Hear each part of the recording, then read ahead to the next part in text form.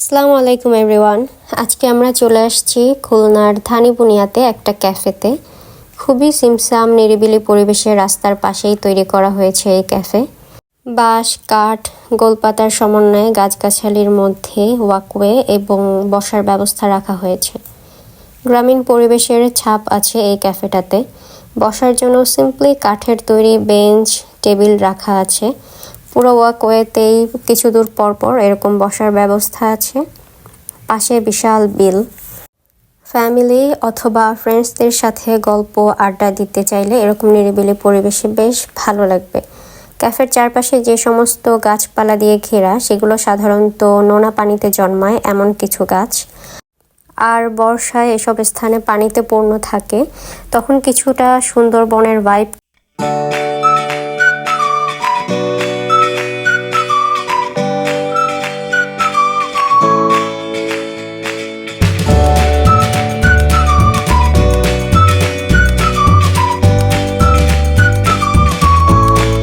চারপাশ ঘুরে দেখছি। এরকম গ্রামীণ নিরিবিলি পরিবেশে যারা আড্ডা দিতে পছন্দ করেন তাদের এই ক্যাফেটা বেশ ভালো লাগবে। ঘোরাঘুরি করতে করতে আমরা কিছু খাবার অর্ডার করি। এটা হচ্ছে ওদের স্পেশাল মিল্ক কফি। কফিটা বেশ ভালো লেগেছে। সাথে নিয়েছি রং চা। এটাও সিম্পলি গুড। নর্মালি রং চা যেমন হয় তেমনই টেস্ট। আর চিকেন ফ্রাই নিয়েছি, যেটা টমেটো সসের সাথে সার্ভ করেছে। তবে চিকেন ফ্রাইটার টেস্ট অ্যাভারেজ। এদিকে সন্ধ্যাও হয়ে গিয়েছে। সন্ধ্যায় ওরা লাইট অন করেছে। সন্ধ্যায়ও ক্যাফের পরিবেশ বেশ সুন্দর লাগছে। সন্ধ্যার পর আর টাইম স্পেন্ড করা হয়নি। আমরা ওখান থেকে চলে আসছি খুলনার রূপসা মোড়ে কিছু স্ট্রিট ফুড ট্রাই করতে। তো রূপসা মোড়ে বললে ভুল হবে, এই জায়গাটার এক্স্যাক্ট লোকেশন হচ্ছে রূপসা ঘাট। প্রথমেই এই শপটাতে চলে আসছি মুড়ি মাখা ট্রাই করতে। এর মধ্যে চুই ঝাল আর রসুন অ্যাড করেছে। চুই ঝালের টেস্ট আমার ভালো লাগে, বাট চুই ঝাল আমি খাই না। আর হচ্ছে রসুনের স্মেলটাও ভালো লাগে, বাট রসুন ওরকম খাওয়া হয় না। যে কোনো খাবারের মধ্যে এগুলো অ্যাড করলে যে স্মেলটা পাওয়া যায় সেটাই আসলে ভালো লাগে। তো এই মুড়ি মাখাটা বেশ ভালো ছিল। সেই সাথে ঘুগনি নিয়েছি। ঘুগনিতেও রসুন চুই ঝাল অ্যাড করেছে। এটার টেস্টও বেশ ভালো। পাশেই আরেক মামা সাইকেলে করে ঘুগনি বিক্রি করছে, তো ভাবলাম তার কাছ থেকেও ট্রাই করি, দেখা যাক যে কোনটা বেশি মজা। বিশেষ করে এই সাইকেলওয়ালা মামা একটা টক ইউজ করেছে, যার জন্য বেশি মজা লেগেছে। আসলে খুলনা স্ট্রিট ফুড বলতে সাধারণত মানুষ নিউ মার্কেটকেই ইমাজিন করে, বাট রূপসাতেও বিভিন্ন রকম স্ট্রিট ফুড আছে যা হয়তো অনেকেই জানে না। যারা এই ধরনের বটের চপ পছন্দ করেন তারা এগুলো ট্রাই করতে পারেন। পেঁয়াজ, শসা এগুলো দিয়ে সার্ভ করে। আর এই তো এখন এই শপটাতে চলে আসছি, চা ট্রাই করব। এখানে 32 রকম ভিন্ন ভিন্ন চা পাওয়া যায়। এটা হচ্ছে ডে নাইট চা। দুইটা কালার বা লেয়ার শো করে এবং দেখতে নর্মালি রং চায়ের মতোই।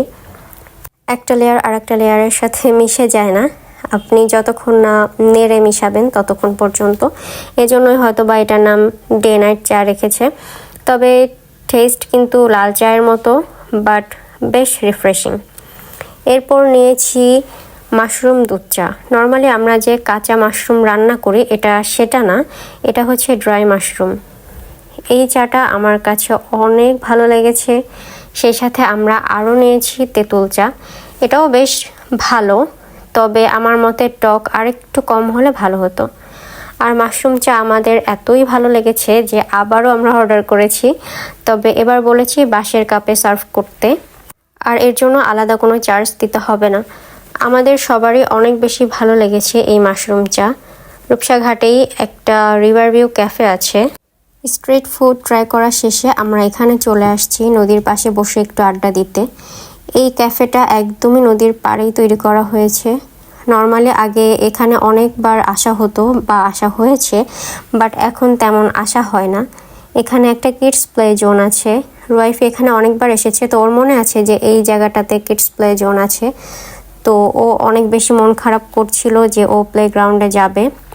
রাত হয়ে যাওয়ায় ভালো কোনো প্লে স্টেশনে নিয়ে যাওয়া পসিবল হয়নি, তাই এখানেই ওকে নিয়ে আসা হয়েছে। তবে আগে অনেকগুলো অপশন ছিল, বাট এখন তেমন কিছুই নেই। এটাতে আমরা একটু ডিসঅ্যাপয়েন্ট হয়েছি। ওয়াইফি বেশ কিছু সময় এনজয় করার পর এখন আমরা বাসার দিকে রওনা দিব। আর আজকের ভিডিওটা আমি এ পর্যন্তই রাখছি। If you like this video, please do like, share, subscribe and আল্লাহ হাফেজ।